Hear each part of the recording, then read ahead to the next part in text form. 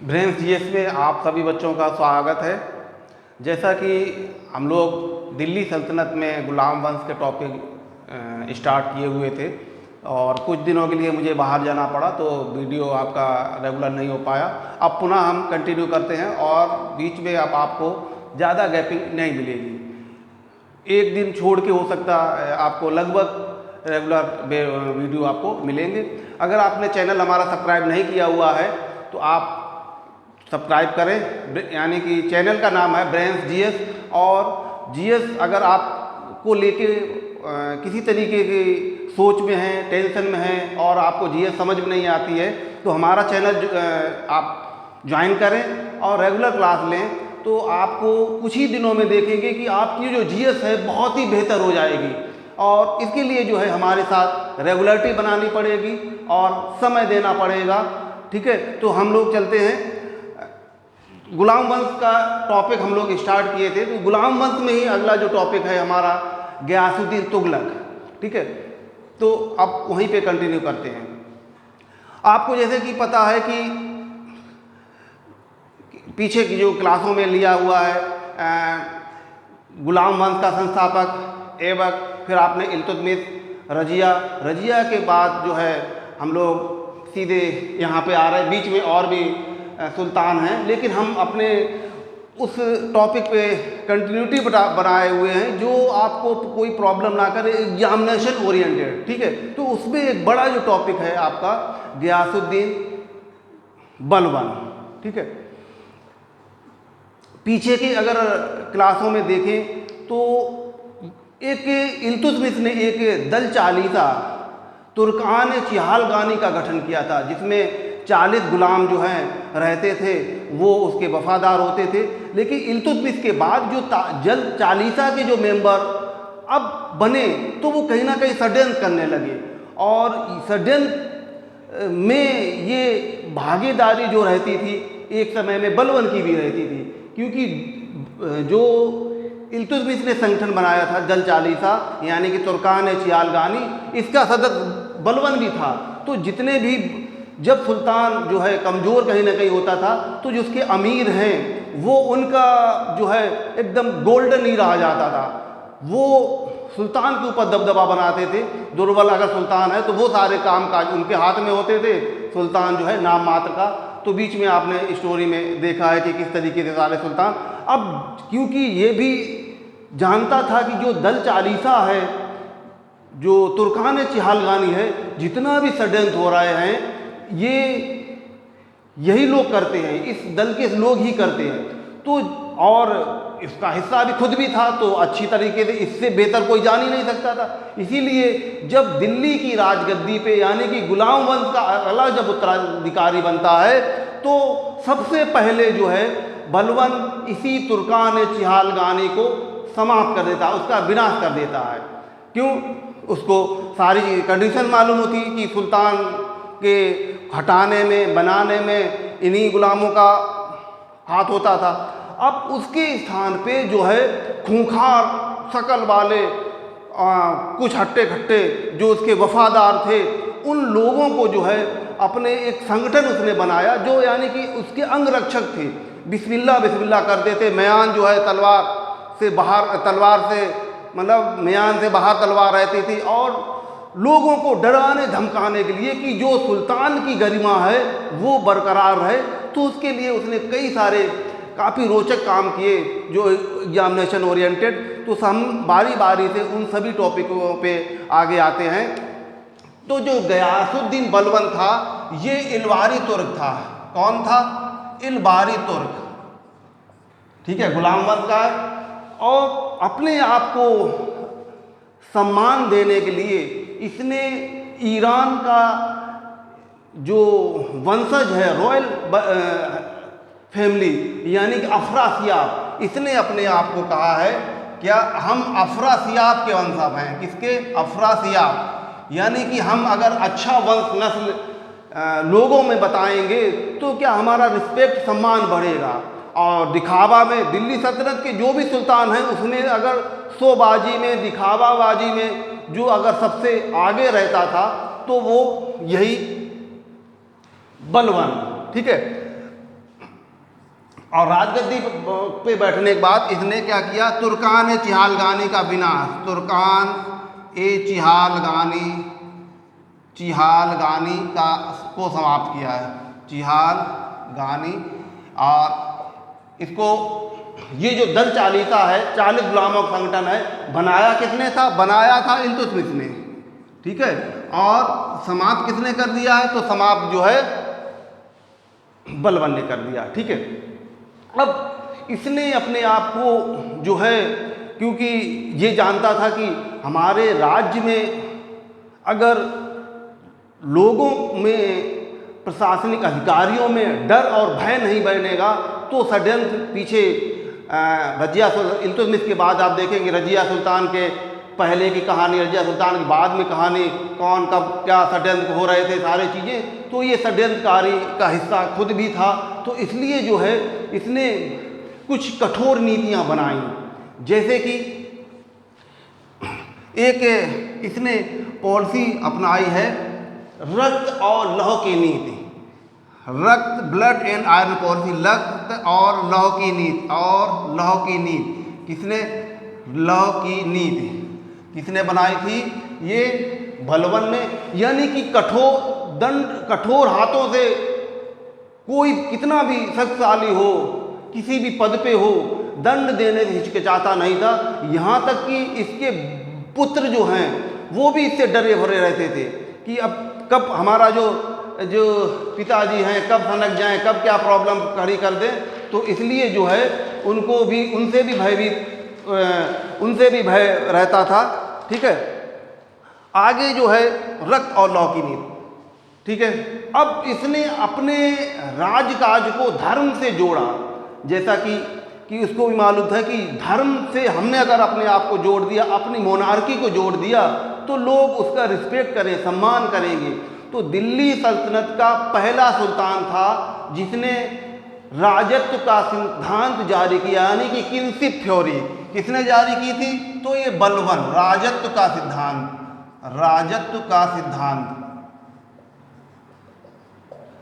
जारी करने वाला पहला शासक था, ठीक है। राजत्व का सिद्धांत, किंगशिप थ्योरी, यानी कि राजत्व का मतलब है, सिद्धांत का मतलब है कि राजा जो भी डिसीजन लेगा वो अल्लाह का माना जाएगा। यानी कि प्रजा की सेवा के लिए, प्रजा पे शासन करने के लिए सुल्तान को अल्लाह ने भेजा है, और उसकी अवहेलना करना का मतलब है सुल्तान का अवहेलना करना। तो हो गया, गॉड से डायरेक्ट अपने आप को जोड़ दिया। तो लोग जो हैं उल्लंघन नहीं करेंगे, अगर उल्लंघन करेंगे तो उसके लिए जो है ब्लड एंड आयरन पॉलिसी, रक्त और लौह की नीति, जिससे कठोर से कठोर दंड दिया जाता था। तो लोगों में डर भय व्याप्त था। दूसरा एक डर और भी था जो इसने जो हट्टे कट्टे युवाओं को, खूंखार शक्लों वालों को, जिनको अपना बॉडीगार्ड अंगरक्षक बनाया हुआ था, जो खास उसके वफादार गुलामी थे और वो उसको सुरक्षा प्रदान करते थे। जहाँ पे भी जाता था तो कमांडो ग्रुप में वो सारे होते थे, तलवार जो है मियान से बाहर बिस्मिल्लाह करते हुए। और कहीं पे भी अगर सुल्तान के अवहेलना मिली या किसी को दंड देना होता था तो यही अंगरक्षक हैं विरोधियों का, दुश्मनों का, या सुल्तान के अवहेलना करने वाले का सर कलम कर देते थे, ठीक है। दूसरा एक और पॉलिसी इसने जारी की थी, सिजदा और पैबोस प्रथा। क्या? सिजदा और पैबोस प्रथा, सिजदा और पैबोस, यानी कि कोई कितना भी शक्तिशाली हो, अगर सुल्तान के दरबार में गया है तो सिजदा करेगा, यानी कि सर झुकाएगा, अपनी पगड़ी सुल्तान के कदमों में रखेगा, ठीक है। पैबोस, और अपने पैरों के बल बैठ के सुल्तान के चरणों को चूमेगा, पैबोस, ठीक है। तो सुल्तान ने कि जो भी हमारे दरबार में आया है, कहीं से भी आया है, तो ये सारे कंपलसरी थे कि उसके अहंकार का, अगर हमारे दरबार में आया तो कहीं ऐसा ना हो उसके अपने आप में अहंकार पाले हुए हो, ठीक है। तो इसलिए जो भी आए वो सोच समझ के आए। तो उसके जो रूल्स रेगुलेशन हैं दरबार में आने का, भेंट करने का, तो उसने अपने रूल्स बना रखे थे। ठीक है। दूसरा ये है कि दिल्ली सल्तनत के जो भी सुल्तान हुए हैं उन सुल्तानों में बलबन का दरबार जो है सबसे ज़्यादा सजा धजा, उसको जो है बहुत शौक था सजावट का, दिखावा का और शानदार बैठक करने का। लेकिन उस दरबार में किसी को भी हंसने, बोलने, मुस्कराने, सलाह देने का कोई अधिकार नहीं थी। अगर बाई चांस किसी ने गलती कर दी तो जो उसके कमांडो हैं तो उसका तुरंत सुल्तान के आदेश पे सर कलम कर दिया जाता था। इस तरीके से जो दरबार में बिल्कुल शांति रहती थी, डर का माहौल बना के रखता था। ठीक है, आगे चलते हैं। आगे जो है हम लोग देखेंगे कि सुल्तान ने एक नीति और बनाई थी। सुल्तान ने एक नीति का ये व्यवस्था का एक अंग था, जैसे कि सुल्तान ने अपने आप को अफरासियाब का वंशज बताया, यानी कि ईरान का, वहाँ का रॉयल फैमिली का, लेकिन उसी फैमिली के लोगों से मिलते जुलते, जैसे क्यूमर, कैकुबात वगैरह जो नाम हैं वो उसी रॉयल फैमिली के ही थे, उनके लेके इसलिए भी उस तरीके से वो केवल गरिमा बनाने के लिए सम्मान पात्र उनका नाम होता था, तो अपने आप को भी उसी फैमिली से जोड़ा था। दूसरा एक और जो है इसने, जैसे कि आप देखेंगे कि दिल्ली सल्तनत का ये बलबन पहला ऐसा सुल्तान था जिसने, आप देखेंगे कि कृत्रिम सीमा रेखा निर्धारित की। दिल्ली सल्तनत के जो भी सुल्तान हुए हैं उनमें से कृत्रिम सीमा रेखा, आर्टिफिशियल सीमा रेखा अपनी बनाई, खासकर पाकिस्तान के हिस्से में लाहौर, समन, समाना, ये वाला जो हिस्सा है, और यहाँ पे छोटे छोटे किले बनाए थे दुश्मनों के आक्रमण से अपने राज्य को बचाने के लिए। सीमा की सुरक्षा का ख्याल रखने वाला दिल्ली सल्तनत का पहला सुल्तान, और इन जो कृत्रिम सीमा रेखा थी वहाँ पे छोटे छोटे किले भी बनाए थे। उस किले में जो है उसकी बाकायदा सेना रहती थी, और उस किले के लिए उसने खास तौर से अपने पुत्रों को अपॉइंट किया हुआ था। पुत्र जो है वैसे भी डरे भयभीत रहते थे, तो जो है उनको ही इस रास्ते की सीमा सुरक्षा के लिए उसने उनको अपॉइंट किया हुआ था। ठीक है, अगला हम चलते हैं कि जो है, हाँ, अपने आप को गौरवान्वित महसूस करने के लिए अल्लाह का प्रतिनिधि के कुछ दर्शाने के लिए है कुछ उपाधियां जैसे धारण के सॉरी जिल-ए-इलाही, जिल-ए-इलाही,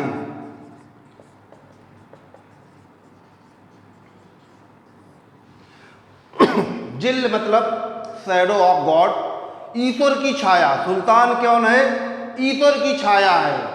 सुल्तान का उल्लंघन करने का मतलब है अल्लाह का उल्लंघन करना, अल्लाह को ना मानना। इसलिए जो है इसने एक उपाधि धारण की थी जिल-ए-इलाही, यानी कि जो सुल्तान है अल्लाह के द्वारा भेजा गया प्रतिनिधि है। इसलिए जो वो कर रहा है प्रजा और जनता के हित के ही लिए कर रहा है। इसलिए सुल्तान का उल्लंघन करने का मतलब है प्रजा का, मतलब अल्लाह का उल्लंघन करना। ठीक है, अगला है नियामत खुदाई। नियामत खुदाई यानी कि जो सुल्तान है वो अल्लाह के द्वारा भेजा गया अल्लाह का प्रतिनिधि है, यानी कि इसी को कहा गया नियामत खुदाई। ठीक है, जिल-ए-इलाही उसकी शैडो ऑफ गॉड, और नियामत खुदाई जो अल्लाह के द्वारा भेजा गया अपना प्रतिनिधि। इसलिए जो है सुल्तान की अवहेलना करने का मतलब है कि अल्लाह का अवहेलना करना, और ये सभी के लिए कंपल थी कि कोई भी व्यक्ति जो है सुल्तान के गरिमा पे पूरा ध्यान रखेगा। ठीक है, अब चलते हैं कि दिल्ली सल्तनत का पहला सुल्तान था जिसने अपने राज दरबार में ईरानी त्यौहार नौरोज त्यौहार मनाना शुरू किया। बहुत बार एग्जाम में आया है बच्चों, नौरोज त्यौहार मनाने वाला पहला सुल्तान था गियासुद्दीन बलबन। यानी कि गैर इस्लामी त्यौहार या परंपराओं को पहली बार किसी सुल्तान ने, दिल्ली सल्तनत के सुल्तान ने अपनाया, तो ये गुलाम वंश का सुल्तान था। कौन? बलबन, जिसने नौरोज पर एक नव वर्ष के उत्सव के रूप में होता था, तो ये दिल्ली में अपने वहाँ पे भाग लेता था और जो भी मनोरंजन के जो कार्य हैं जनता के लिए उसमें उसको मदद करता था। आगे हम लोग चलते थे कि इसी ने पूरी तरीके से अपने राज्य में सुख शांति बनाए रखने के लिए, हिंसा ना हो और किसी तरीके से जो है अव्यवस्था ना फैले, तो इसने पूरी तरीके से शराब पे बैन लगा दी कि कोई भी जो भी जुआ खाने वगैरह हैं वो एक केंद्र बन जाएंगे षड्यंत्र के, तो इसलिए जो है इसने उस पर पूरी तरीके से कर दिया था। इसी के दरबार में जो है देखेंगे अमीर खुसरो जो एक लेखक हैं वो निवास करते थे। खड़ी बोली का जनक कहा जाता है। ठीक है, उसके हम अलग से एक टॉपिक में आएंगे।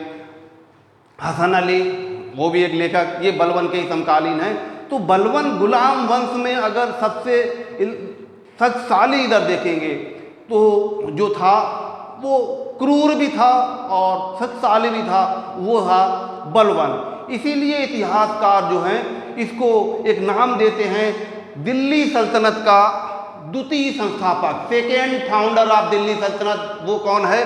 बलबन। तो पहला कौन सा था? पहला कौन सा था? आप पीछे पढ़ चुके हैं, हम आपको इल्तुतमिश के बारे में भी बता चुके हैं। ऐबक के बारे में, ऐबक जो है गुलाम वंश का संस्थापक था, दिल्ली सल्तनत का नहीं। दिल्ली सल्तनत का तो वास्तविक सुल्तान जो था पहला वो है इल्तुतमिश।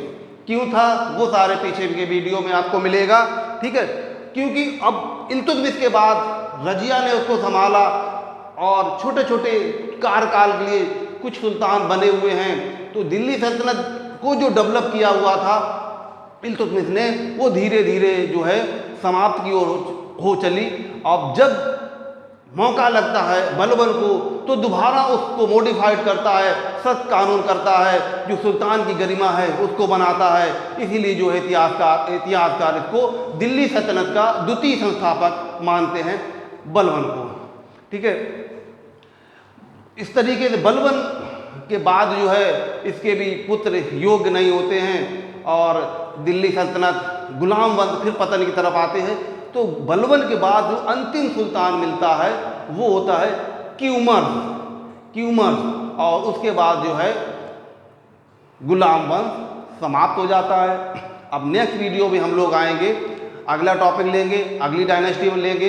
ठीक है, तो इंतज़ार कीजिए, अगले वीडियो को लीजिए। और अगर आपने हमारा चैनल सब्सक्राइब नहीं किया, अगर आप IAS की प्रिपरेशन कर रहे हैं या PCS की, लोअर RO SI यानी कि GS में जिन का अहम रोल होता है जिन परीक्षाओं में एग्जाम के लिए, तो आप हमारे चैनल ब्रेन GS के साथ जुड़ें और उसका लाभ उठाएं। ठीक है, मिलते हैं नेक्स्ट वीडियो में। ओके।